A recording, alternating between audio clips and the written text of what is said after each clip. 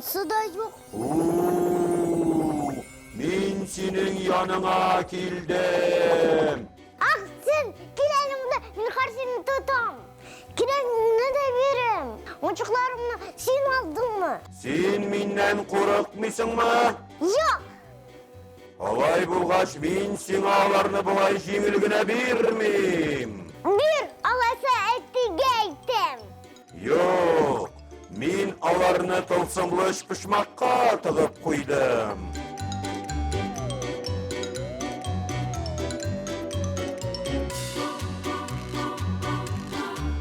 Мен аларынан шығу алам. Мене сеңа үш тартма.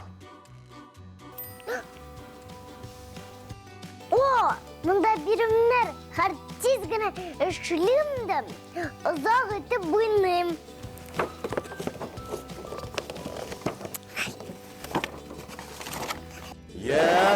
Бұ нәрсе?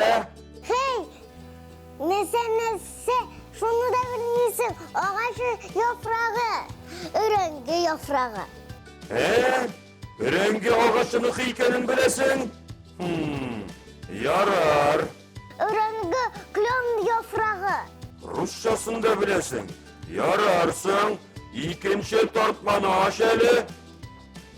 Аш икенші тартманы. Мұнсын ғымырыңда да біле алмассың. Ойыншықларың да меңа қалашақ. Біз аның біл рахатленіп шай ішеміз. Ярар.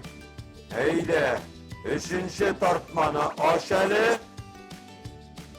Аш. Бұл бет бош. Ол бош түгел, тыңла. Табышмақның жауабын ұйла.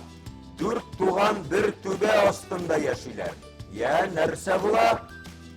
Ей, бұл бек жеңіл үстелі бұла.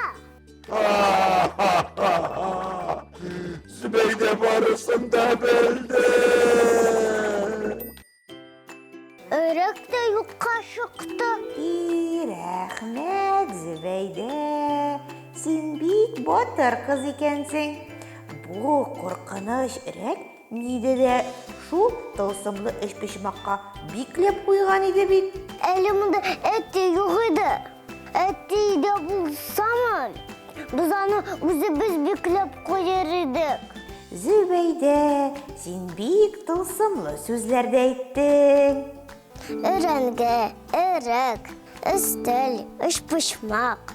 Алар тылсымлы сөздер еді міне. Тылсымлы.